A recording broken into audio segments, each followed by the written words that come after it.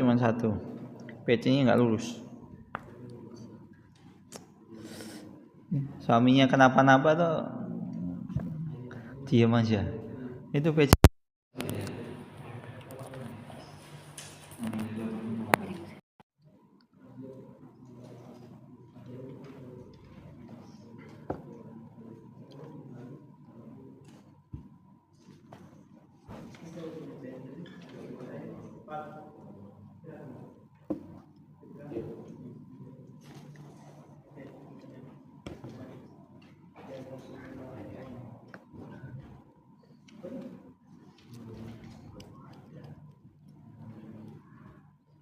Sudah live ya?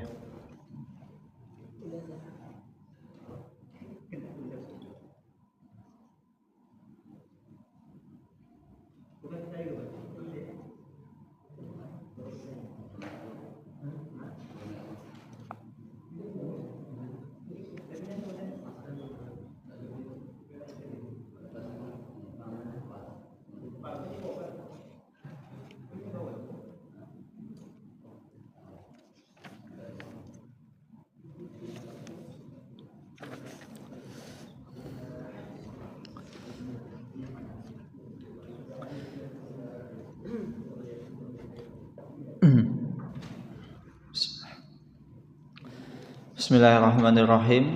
Assalamualaikum warahmatullahi wabarakatuh. Bismillahirrahmanirrahim. Wassalatu wassalam ala rasulillah wa ala alihi wa sahbihi wa man tabi'ahum bi ihsanin ila yaumiddin, amma ba'du. Allahumma sahli sadri wa yassir li amri wahlul 'uqdatam min lisani yafqahu qawli. Allahumma inna nas'aluka ilman nafi'an wa rizqan tayyiban wa amalan mutakabbalan. Allahumma alimna ma yanfa'una wa zidna ilman wal huda wat tuqa was salaha ya rabbal alamin. Ikhwani fid din, azani Allah wa iyyakum.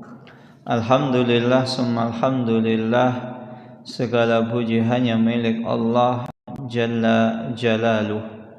Salawat beriring salam tak lupa kita curahkan kepada junjungan kita, suri teladan kita, uswah hasanah kita, Nabiullah Muhammad sallallahu alaihi wasallam.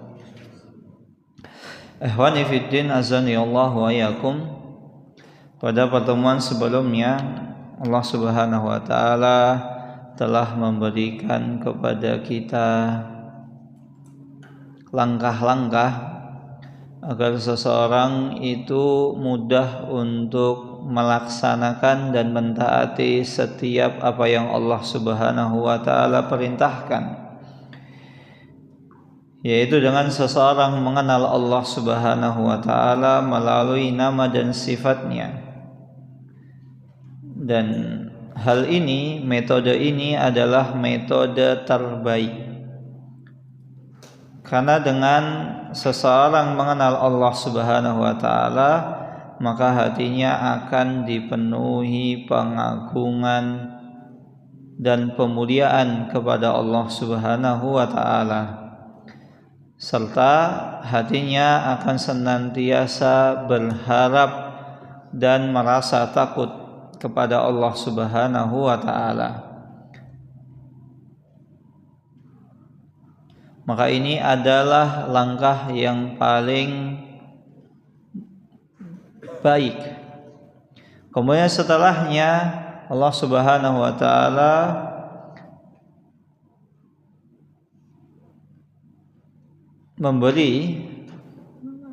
memberikan atau langkah kedua. Setelah seseorang mengenal Allah Subhanahu wa taala dan nama dan sifatnya, seseorang diajarkan bagaimana cara atau jalan agar seseorang sampai kepada kepada kewajiban tersebut. Maka dengan cara seseorang melaksanakan perintah dan menjauhi setiap apa yang Allah Subhanahu wa taala larang. Kemudian setelahnya Allah Subhanahu wa taala menjelaskan kepada setiap hambanya bahwa apa yang Allah Subhanahu wa taala perintahkan untuk dikerjakan atau setiap apa yang Allah Subhanahu wa taala perintahkan untuk dijauhi, di sana terdapat banyak manfaat. Baik manfaat tersebut itu bisa dirasakan ketika di dunia maupun di akhirat. Dan di sisi yang lain pula Allah Subhanahu wa taala telah menyiapkan balasan bagi orang yang taat menjalankan kewajiban yang Allah Subhanahu wa taala perintahkan maupun Allah Subhanahu wa taala larang.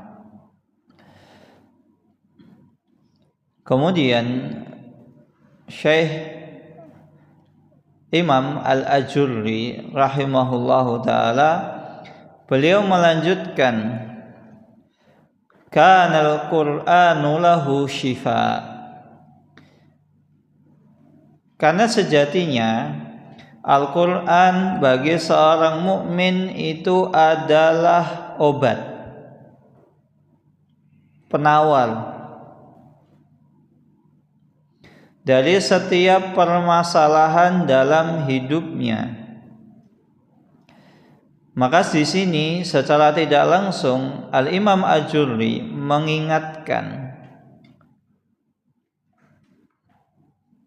bahwasannya ketika seseorang ingin berobat dengan Al-Quran, sejatinya itu tidak terbatas hanya pada penyakit-penyakit al-amrad al-hissiyah, yaitu penyakit-penyakit di dalam tubuh.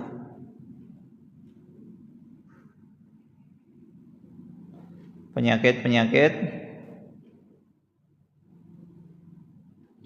yang ada di di dalam hissiyah yang bisa dirasakan. Namun juga seseorang bisa berobat dengan Al-Quran itu dengan penyakit-penyakit yang yaumul amrad, mencakup seluruh penyakit. Penyakit apa saja? Dan di dalamnya adalah penyakit maknawiyah, ka'amradi syahwat, seperti seseorang yang terkena penyakit syahwat, mengikuti hawa nafsunya. Dengan seseorang rajin membaca Al-Quran, maka orang tersebut secara tidak langsung penyakit syahwatnya akan mudah. Ada pelampiasan dari syahwatnya yang bisa dibendung. Ketika seseorang terkena penyakit syahwat, maka ada pencegahnya, harus ada vaksinnya yang bisa mencegah penyakit syahwat tersebut. Dan salah satunya yaitu dengan seseorang berobat dengan Al-Quran. Dia dengan membaca Al-Quran dan memahaminya. Dan umumnya syahwat ini berkaitan dengan lawan jenis. Syahwat itu umumnya berkaitan dengan lawan jenis. Walaupun juga syahwat di sini berkaitan dengan harta benda, kekayaan. Namun yang sering menjangkiti seseorang itu adalah fitnah lawan jenis. Maka hendaklah ketika seseorang itu rajin membaca Al-Quran dan mempelajarinya, dia tidak bermudah-mudahan dalam berinteraksi dengan lawan jenis. Tidak bermudah-mudahan. Kita menjaga jarak. Kita menjaga batasan yang syariat atur. Ya walaupun sebagian orang mengatakan jadi laki-laki kok kolot banget, enggak apa-apa. Justru laki-laki yang kolot itu terkadang memiliki value yang lebih dibanding laki-laki yang kepada setiap perempuan itu dia bisa senyum, dia bisa ramah. Nah, ketika dia dari kecil, dari dulu kepada setiap lawan jenis itu ramah, itu berbahaya. Walaupun ramah sendiri itu adalah kebaikan. Karena seseorang ketika dia ramah, maka setidaknya dia mengamalkan adab yang mulia kepada orang lain. Tapi ketika ramahnya itu kepada lawan jenis, yang mana lawan jenis tersebut itu bisa menimbulkan fitnah, maka ini menjadi bukan kebaikan, ini adalah masalah.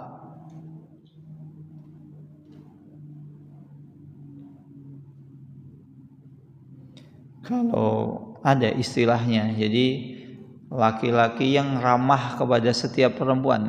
Zaman sekarang itu ada istilahnya apa? Barangkali antum tahu.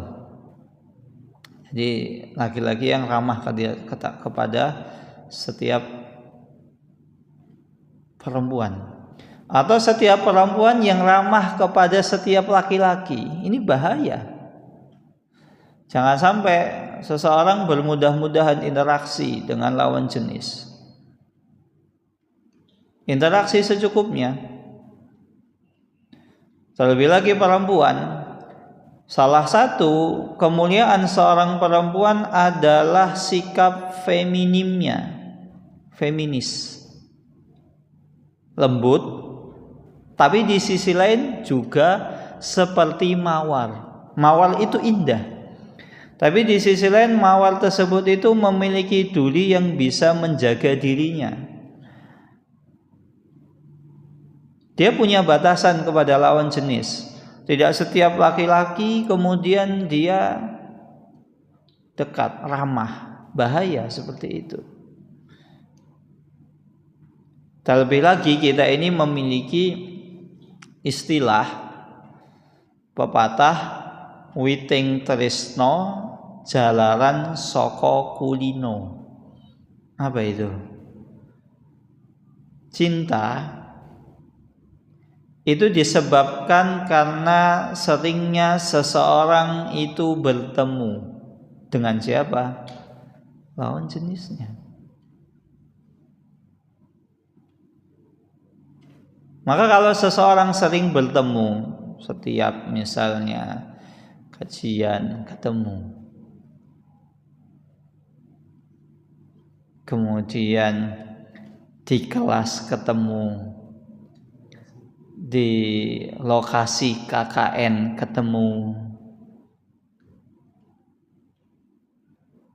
maka dengan seringnya interaksi tersebut maka akan menumbuhkan benih-benih cinta. Ya mohon maaf, misal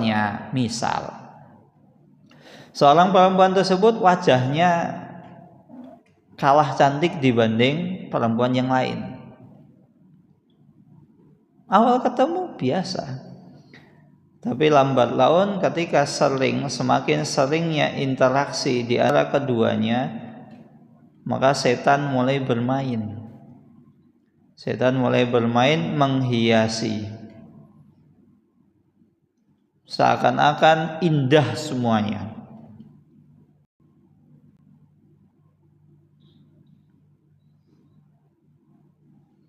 Maka antum hati-hati. Terlebih lagi nanti ketika antum menjadi seorang dai, lulus dari LTQ Al-Fatah, antum menjadi seorang dai, antum waspada. Ini nasihat untuk kita semua, termasuk yang berbicara. Jangan bermudah-mudahan untuk menerima konsultasi lawan jenis. Jangan bermudah-mudahan menerima konsultasi dari lawan jenis. Sekali, 2 kali, lama-lama nanti awalnya masalah-masalah yang penting. Tanpa dia sadari berlanjut kepada masalah-masalah yang kurang penting. Dan tidak jarang nanti mulai cerita rumah tangganya, curhat, Ustadz, suami saya seperti ini dan begitu. Secara tidak langsung dia mengkode ketika keseringan. Banyak kejadian seperti itu. Terlebih lagi ehwan pengajian. Zaman sekarang Masya Allah ini mulai marak. Semoga Allah melindungi kita semua. Ehwan pengajian itu banyak yang terjadi perselingkuhan. Selingkuhannya di mana? Perselingkuhannya di kajian. Janjian, datang kajian bareng. Ya memang awalnya masing-masing pakai kendaraan sendiri. Tapi lama-lama saking seringnya, maka jangan heran ketika suatu ketika nanti check in di hotel. Na'udzubillahi min dzalik. Maka yang seperti ini hendaklah kita waspadai. Karena setan itu pintar dalam menggoda hawa nafsu manusia. Banyak kisah-kisah, bahkan ada seorang yang hafid dan hafidhah itu berzina, na'udzubillahi min dzalik. Begitu juga seorang kawan itu pernah cerita, ada mahasiswi, mana boleh disebutkan kampusnya. Ada salah seorang kawan cerita, ada salah satu mahasiswi yang kuliah di Timur Tengah melakukan perzinaan dan bahkan sampai naudzubillah hamil.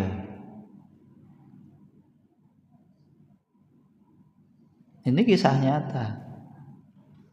Maka kalau antum punya saudari perempuan, jaga, lindungi.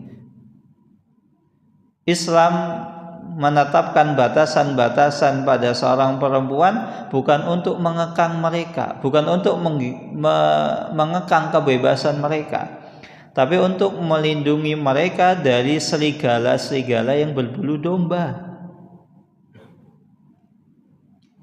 Apalagi laki-laki itu skill dasarnya adalah menggombal tanpa latihan.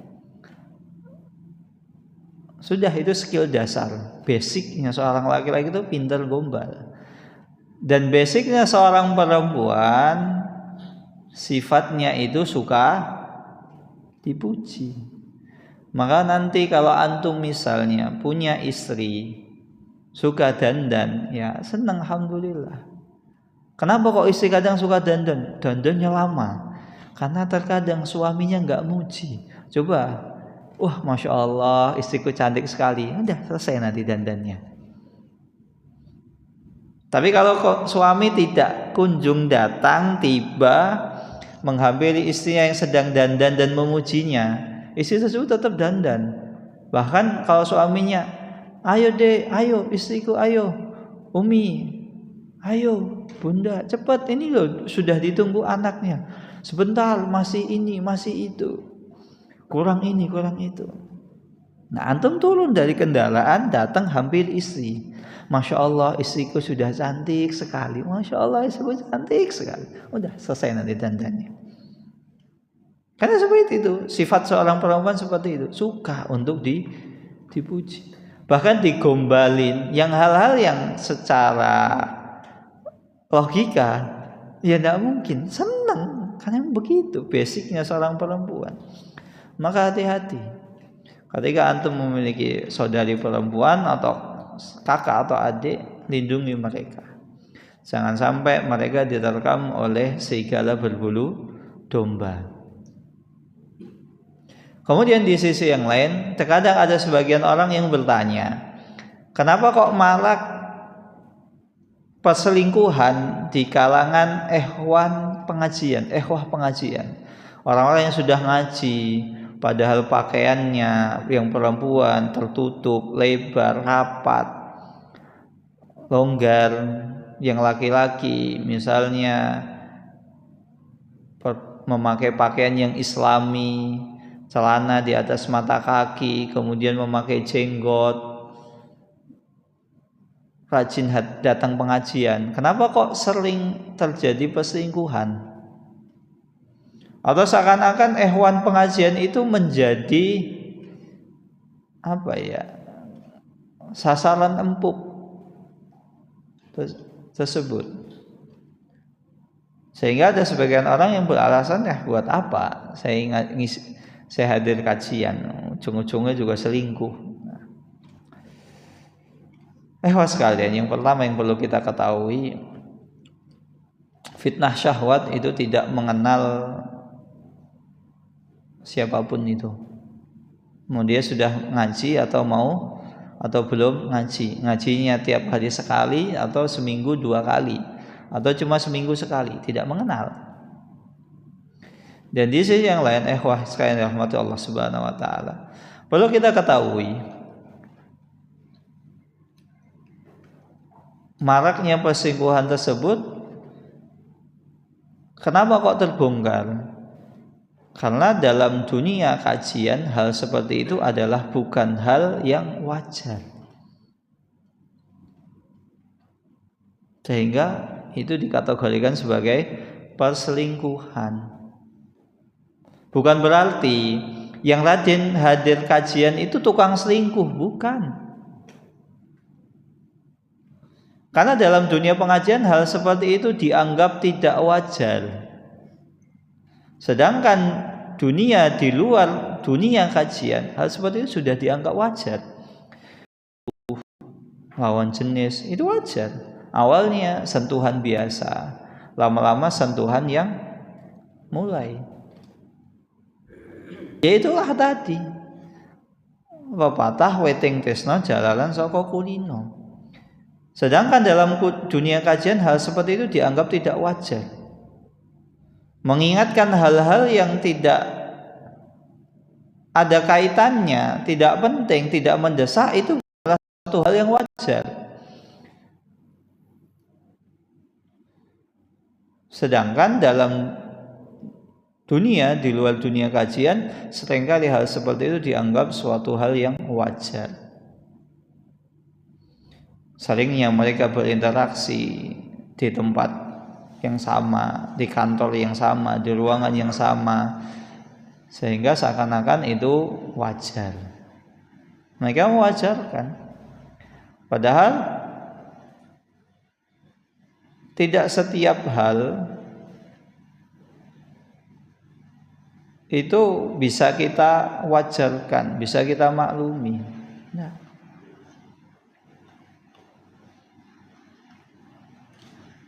Jika kita telusuri dunia di luar dunia pengajian, dunia kajian, jauh lebih banyak orang-orang yang terjumus ke dalam perselingkuhan. Ala kulli hal, naudzubillahi min dzalik. Semoga Allah Subhanahu wa taala melindungi kita semua dari fitnah syahwat. Begitu juga Al-Qur'an ini bisa menyembuhkan seseorang dari syubhat. Syubhat yang ada di dalam pikirannya, di dalam otaknya, itu bisa dihilangkan dengan Al-Quran. Dengan seseorang sering-sering membaca Al-Quran.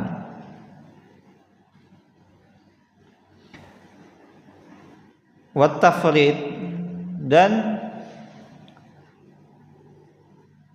masalah tafrid. Apa itu tafrid? Ghulu, ekstremis.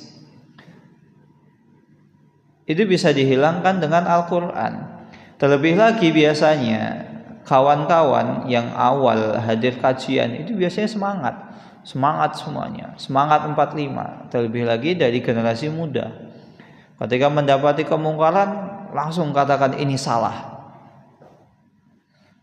ini nggak benar, ini seperti ini.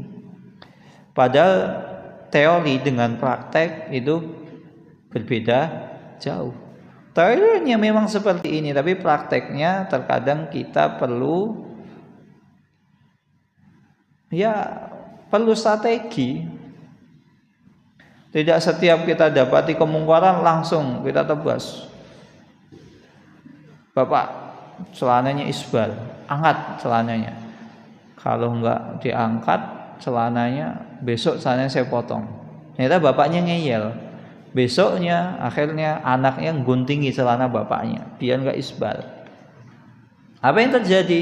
Akhirnya bapaknya marah, anaknya diusir. Dasar anak durhaka sama orang tua. Sering hadir kajian, bukannya semakin berbakti sama orang tua, kok malah semakin membangkang, semakin menggurui, semakin sok paham. Saya gini-gini itu juga bapakmu. Saya lahir duluan, saya lebih tahu banyak dibanding kamu. Kamu bawa anak kemarin sore sudah sok-sok ngajarin bapakmu.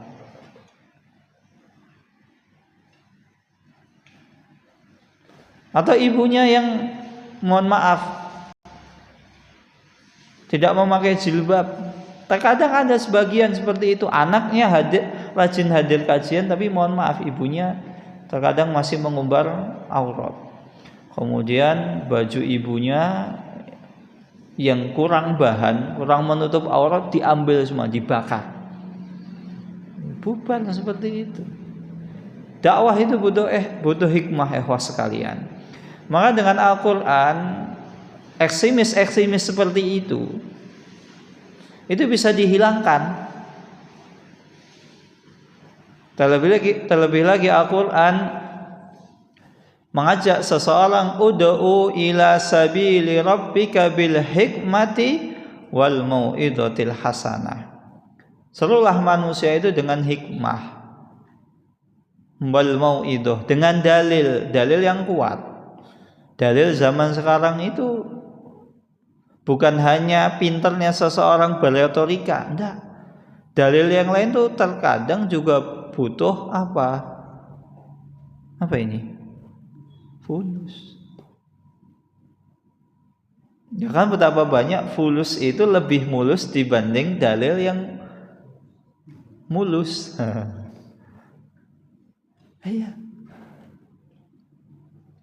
Ajak sekali-kali, ayo Pak, ajak, Pak, saya alhamdulillah ini Pak, saya habis gajian ini, gaji pertama, saya pengen ngajak makan Bapak sama Ibu. Bapak sama Ibu mau makan di mana? Di restoran mana? Ayo saya bayari.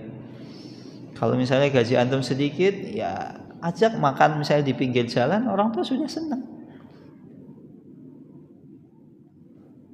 Maka itu dampak efeknya itu sungguh luar biasa. Orang tua akan senang.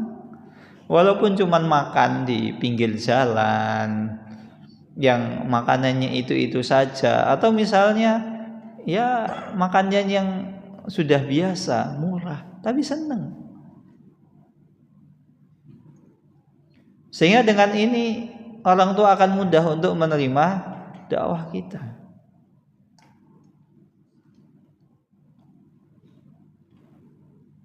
Begitu juga salah satu cara ketika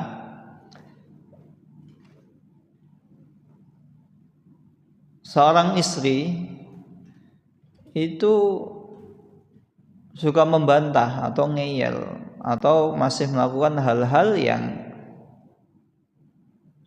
di mata syariat itu tidak dibenarkan.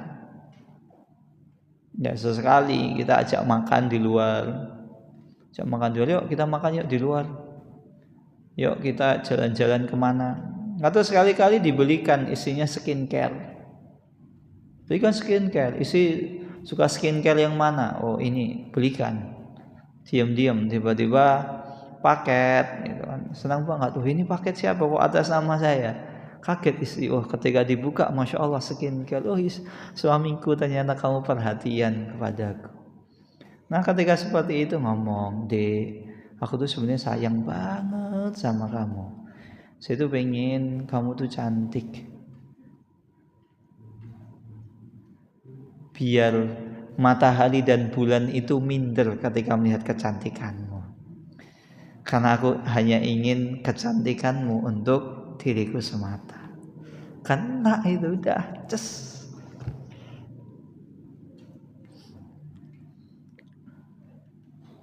Maka ekstremis ini bisa dihilangkan sekali. Ekstremis ini bisa dihilangkan dengan Al-Quran.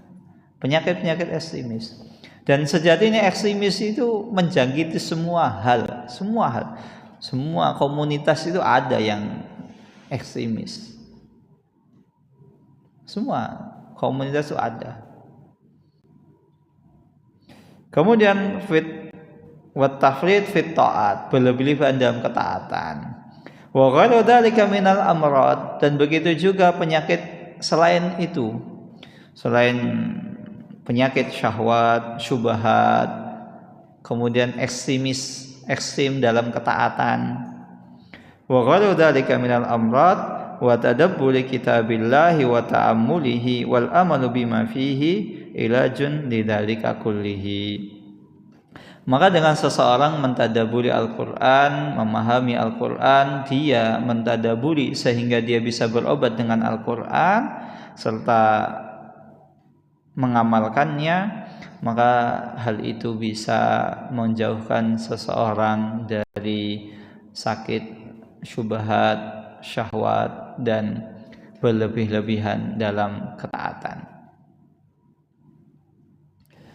Masalah berlebihan dalam ketaatan, dulu Rasulullah SAW pernah menegur salah seorang sahabat yang dia berfatwa tanpa didasari ilmu. Suatu ketika di malam yang dingin, malam yang sangat dingin, ada salah seorang sahabat itu yang mimpi basah, dan namanya orang junub, dia harus mandi besar. Sedangkan cuaca di sana sedang dingin-dinginnya. Apalagi di Madinah itu Masya Allah, dinginnya Madinah itu luar biasa. Bahkan kawan-kawan yang biasa tinggal di Rusia dan lain sebagainya, yang notabene di sana dingin, mereka merasakan dinginnya Madinah itu lebih dingin dibanding Rusia, Islandia dan lain sebagainya. Nah, karena sahabat tersebut itu junub, maka dia bertanya kepada sahabat yang lain, "Wahai saudaraku, sesungguhnya aku junub. Tapi ini udara sedang dingin-dinginnya. Maka kalau seandainya aku mandi besar, maka aku akan binasa. Boleh enggak ketika itu aku bertayamum saja?" Tapi ada salah satu sahabat yang tetap kekeh, ya harus mandi besar. Apa yang terjadi? Akhirnya sahabat tersebut itu meninggal dunia. Dan ketika itu Rasulullah SAW marah.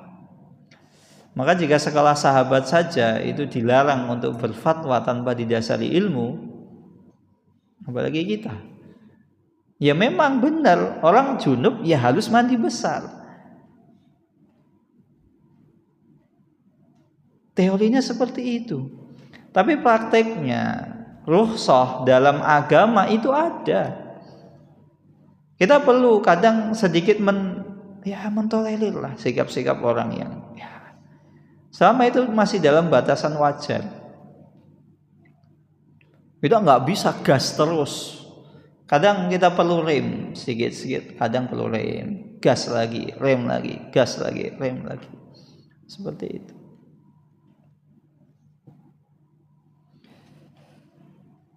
Kemudian ikhwas yang dirahmati Allah Subhanahu wa taala, Imam Al-Ajuri melanjutkan fastagna bila malin. Maka seseorang yang mentadaburi Al-Qur'an, maka dia akan kaya bila malin. Walaupun dia tidak memiliki harta. Bagaimana itu bisa terjadi? Yaitu dengan Allah Subhanahu wa taala menjadikan dia kaya atas apa yang telah Allah Subhanahu wa taala berikan kepada dirinya dari pemahaman Al-Qur'an, dan ia bisa mentadaburi makna-makna yang terkandung di dalam Al-Quran tersebut. Karena dengan seseorang bisa mentadaburi Al-Quran, bisa memahaminya, bisa mengambil ibrah dari Al-Quran tersebut, kanal Qur'anu ghinan lahu, maka Al-Quran sejatinya cukup bagi dirinya. Wa a'dhamul ghina ghinal qalbi. Yang pertama, Al-Quran cukup bagi dirinya. Al-Quran, dengan seseorang dia dipahamkan Al-Quran, Allah Subhanahu wa ta'ala akan memberikan kekayaan bagi dirinya. Orang akan memuliakan dirinya.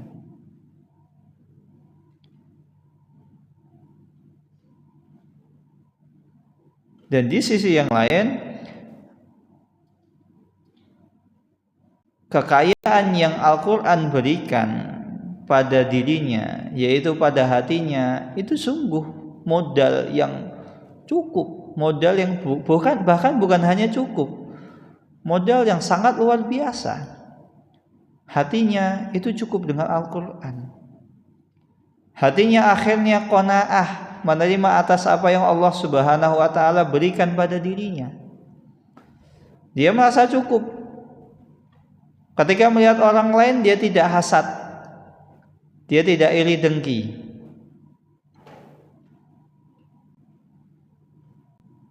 Hati yang cukup pada zaman sekarang ini adalah sebuah perbendaharaan yang sangat luar biasa, sangat berarti. Karena banyak di luar sana orang-orang yang tamak terhadap harta, orang-orang yang tidak qanaah menerima atas apa yang Allah Subhanahu wa ta'ala berikan pada dirinya. Dia tidak merasa cukup, kurang terus. Padahal sejatinya orang yang hidupnya kurang dari dia itu lebih banyak dibanding orang yang hidupnya lebih kaya dibanding orang tersebut.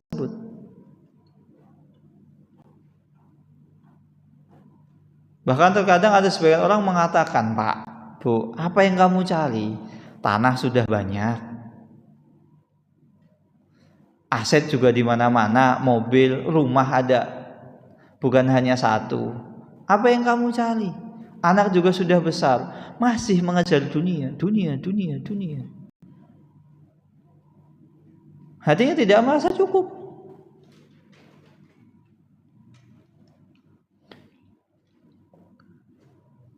Sehingga dia rakus terhadap dunia dan tidak qanaah. Lihat orang kaya, orang punya barang baru, iri, saya pengen kayak dia. Padahal tidak jarang ketika kita hitung kekayaan orang yang dia merasa iri kepada orang tersebut dengan dirinya, lebih kaya dia. Tidak jarang seperti itu.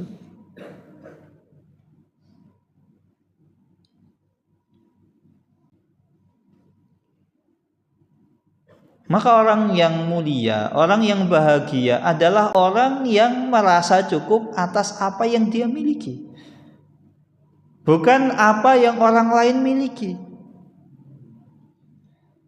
Kalau kita terlalu terobsesi dengan apa yang dimiliki oleh orang lain, maka yang sering terjadi adalah seseorang akhirnya melanggar apa yang Allah Subhanahu wa ta'ala dan Rasulnya larang. Dia tidak peduli lagi atas apa yang Allah Subhanahu wa ta'ala haramkan. Yang penting bagaimana caranya saya dapat. Tidak peduli.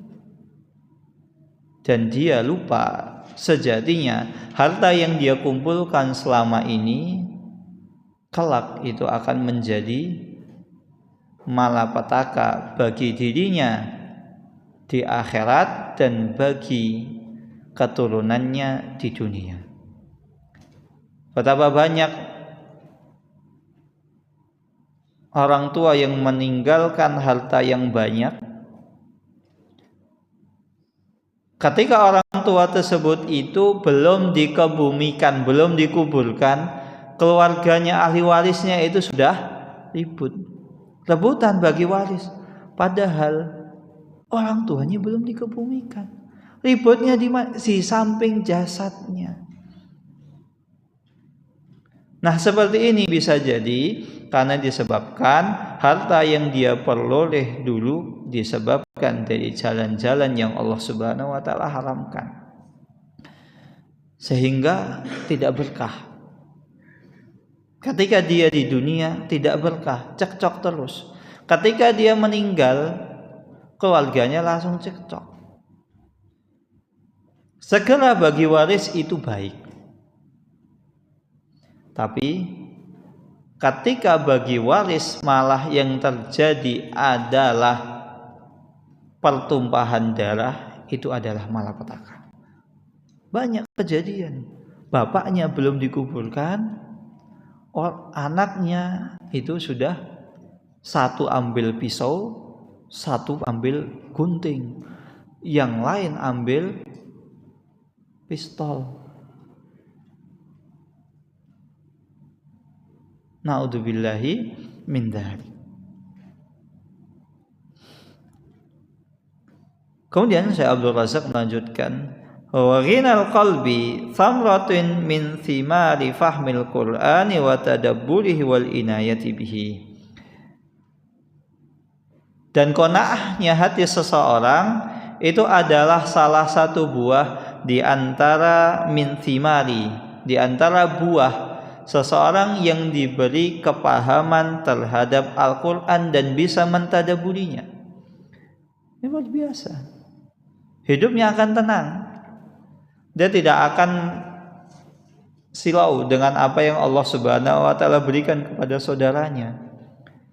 Dia tidak merasa iri, dia tidak berusaha bagaimana caranya saya mendapatkan kenikmatan yang dia miliki.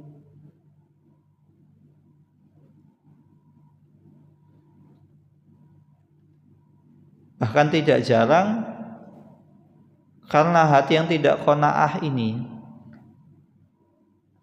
akhirnya seorang laki-laki rela menceraikan istrinya untuk menikahi perempuan lain. Seorang laki-laki rela merebut istri laki-laki lain. Begitu pula sebaliknya, seorang wanita dengan berbagai macam cara dia berusaha merebut suami wanita lain. Karena dalam pandangan dia rumput tetangga itu lebih hijau. Padahal faktanya belum tentu. Faktanya belum tentu. Rumput tetangga hijau karena kita tidak memilikinya. Coba kalau kita sudah memilikinya, belum tentu rumput tersebut tetap hijau, tetap menyilaukan mata kita. Ini semuanya karena syahwat.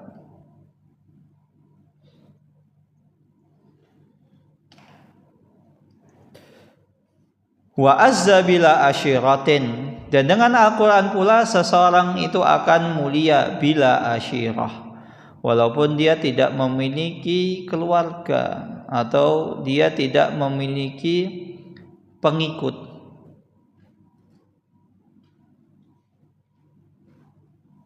Wa anisa bima yastawshisu minhu ghairuhu.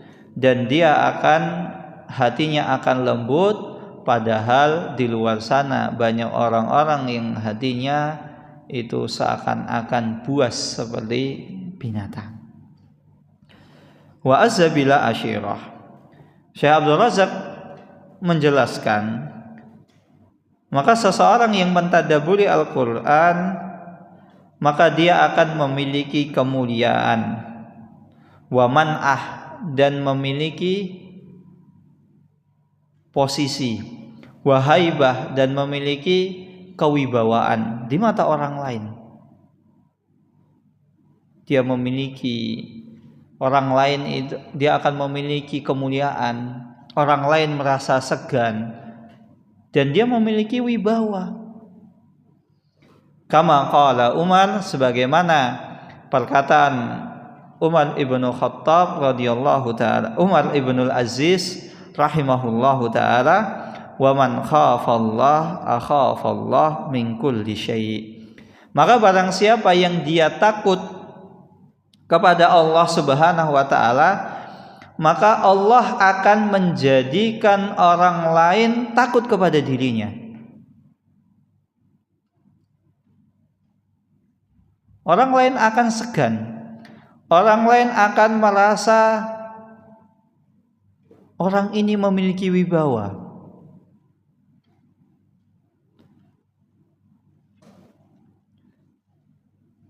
Orang lain akan tunduk kepada orang tersebut. Dalam sejarah kita mengenal seorang budak yang Allah Subhanahu wa taala berikan kepahaman akan Al-Qur'an. Sampai ketika itu seorang khalifah kaum muslimin itu datang kepada dirinya. Pada orang tersebut adalah seorang mantan bekas budak. Khalifah, pemimpin kaum muslimin yang ketika itu menguasai 2/3 dunia, datang kepada orang tersebut.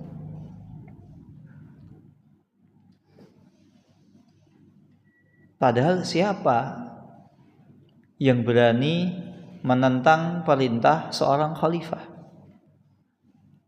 Orang kafir saja ketika itu takut untuk menantang kaum muslimin. Ini khalifahnya, pemimpinnya datang jalan kaki menuju Mekah untuk menemui siapa? Siapa? Bekas budak. Fakihnya kota Mekah ketika itu.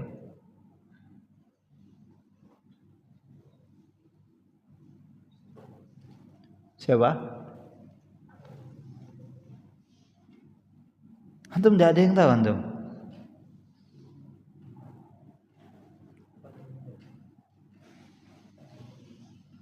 Siapa? Rosid. Siapa Rosid?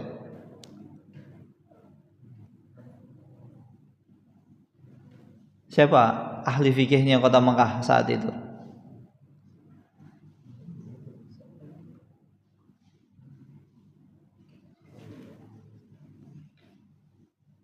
Ini PR buat antum, tugas buat antum cari.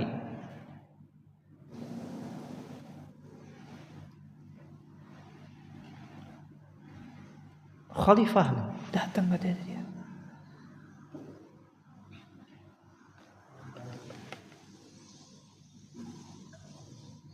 Wa man lam yakhafillah, dan barang siapa yang dia tidak takut kepada Allah Subhanahu wa taala, lam yakhafullahu khafa min kulli syai'.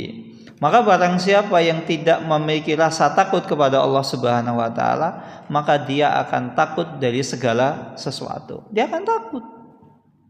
Dia akan khawatir.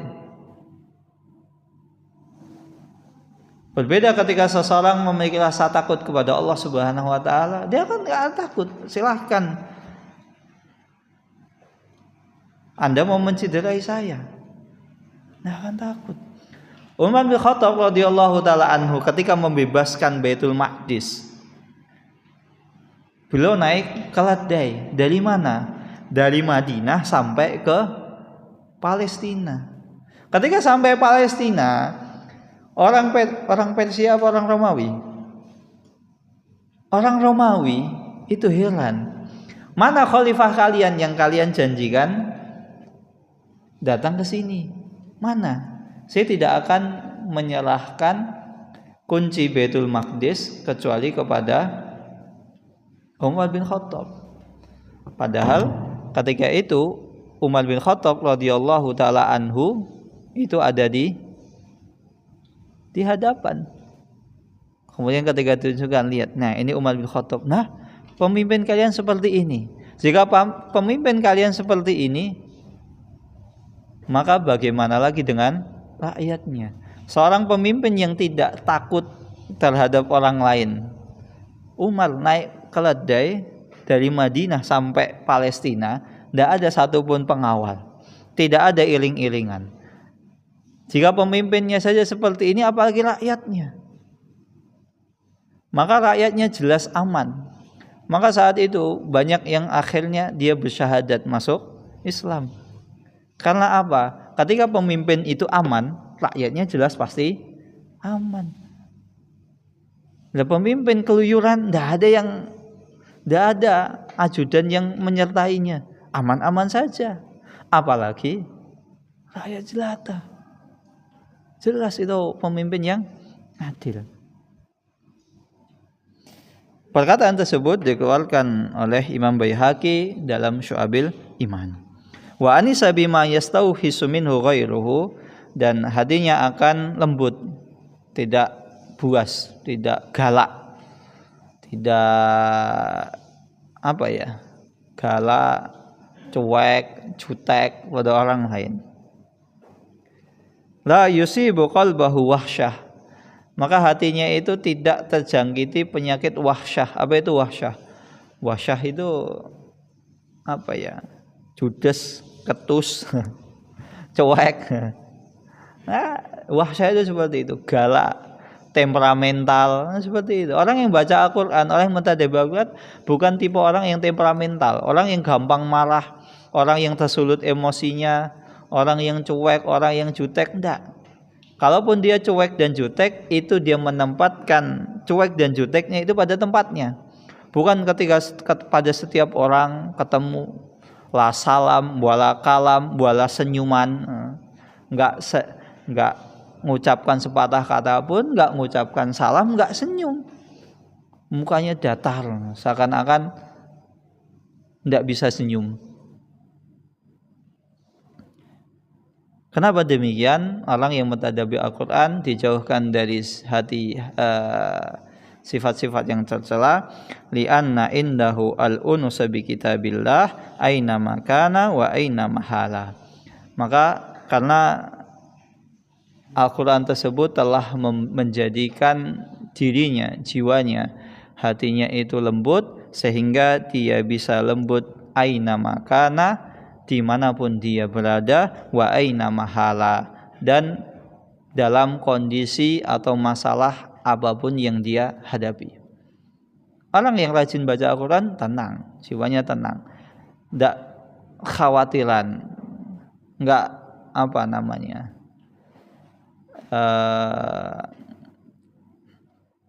tidak fobia, tidak gampang disetir, tidak gampang dipengaruhi. Tenang aja. Bahkan dulu ketika gempa Jogja, itu ada sebuah cerita yang tersebar di masyarakat bahwasannya pantai Parangtritis itu terjadi tsunami.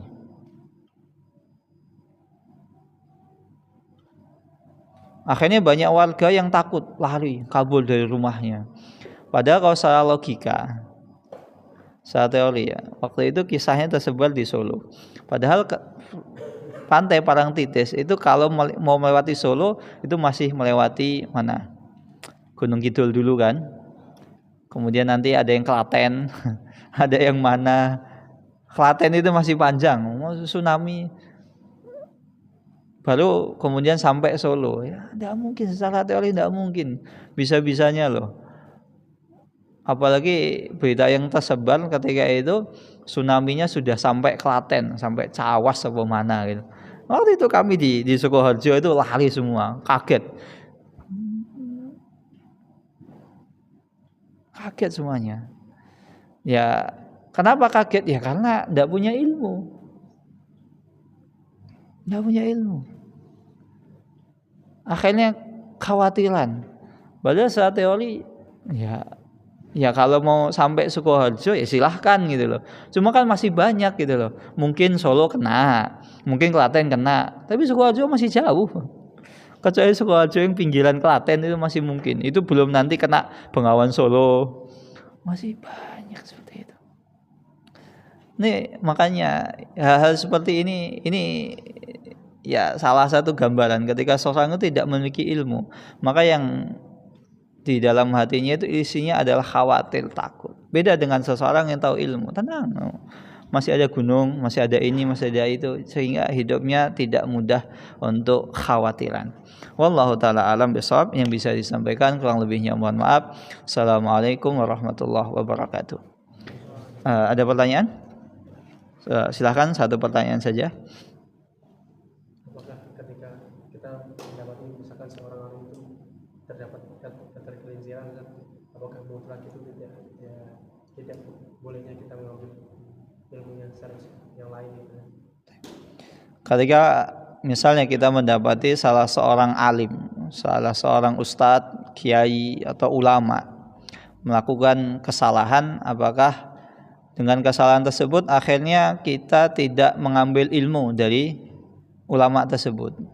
Yang pertama yang perlu kita ketahui, garis bawahi, manusia itu adalah tempatnya salah dan lupa. Manusia itu salah, wajar, normal. Dan setiap manusia pasti pernah melakukan kesalahan. Termasuk Rasulullah SAW pernah melakukan kesalahan. Walaupun sejatinya itu tidak bisa dikatakan sebagai kesalahan.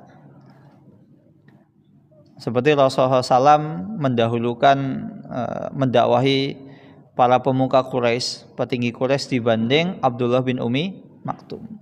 Maka kesalahan itu adalah suatu yang wajar, terletak manusia pasti pernah melakukan kesalahan.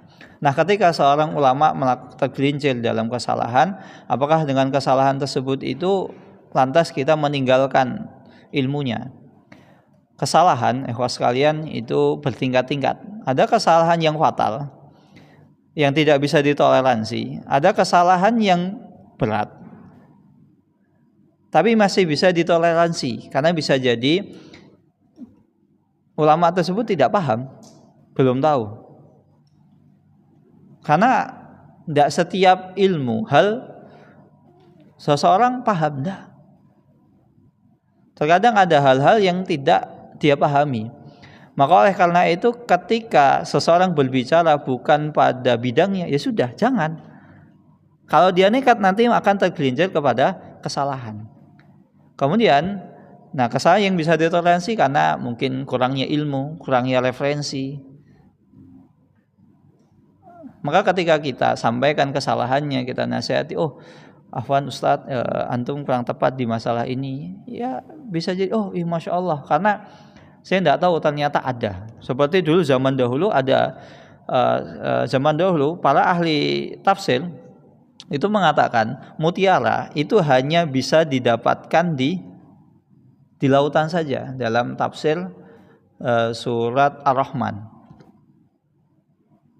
Padahal zaman sekarang seseorang itu mencari atau menambang mutiara itu bisa didapatkan dari bukan dari lautan saja, tapi dari air-air tawar. Ternyata ada mutiaranya.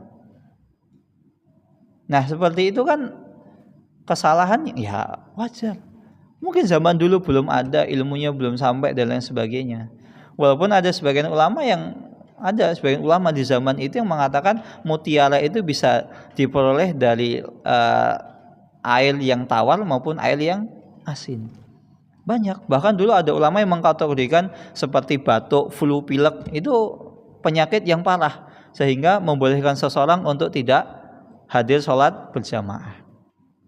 Dan yang ketiga, kesalahan yang seorang ulama itu mau rujuk. Ketika misalnya disampaikan, oh yang benar seperti ini, kemudian dia mau rujuk, ya insya Allah itu adalah kebaikan. Karena menerima nasihat itu berat. Menerima kebenaran itu berat. Terlebih lagi kita mendapatkan nasihat atau kebenaran tersebut dari orang lain yang kedudukannya atau taraf atau ya keilmuannya di bawah kita. Itu berat. Maka ketika seorang dai, seorang ulama, seorang ustadz mau menerima nasihat tersebut, maka itu menunjukkan bahwasannya dia memiliki sifat yang mulia. Maka sama kesalahan tersebut bukan kesalahan yang fatal, kesalahan yang ya normal, wajar, maka tidak bisa kita meninggalkan ilmu dari ulama tersebut, ya kita ambil. Kecuali kesalahan yang fatal, semua orang sepakat itu kesalahan fatal dan tidak bisa ditoleransi, atau ternyata ustaz tersebut selama ini ya memang cari-cari tatabbur rukhas, cari-cari yang dalil-dalil yang yang cari celah-celah, maka hal seperti itu tidak bisa ditoleransi. Berbeda dengan seorang ustaz yang kadang dalam permasalahan ini memang beliau mengambil pendapat yang ringan karena beliau memiliki dalil, dan dalam permasalahan yang lain beliau mengambil pendapat yang menurut orang lain itu berat karena disebabkan beliau punya dalil. Maka kesalahan itu tidak, 1-2 kesalahan tidak serta-merta kita kemudian meninggalkan majelis beliau. Sama kesalahan itu bukan kesalahan yang fatal. Wallahu taala alam bisawab. Kita tutup dengan doa qatul majlis. Subhanakallahumma wa bihamdika asyhadu an la ilaha illa anta astaghfiruka wa atubu ilaik. Assalamualaikum warahmatullahi wabarakatuh.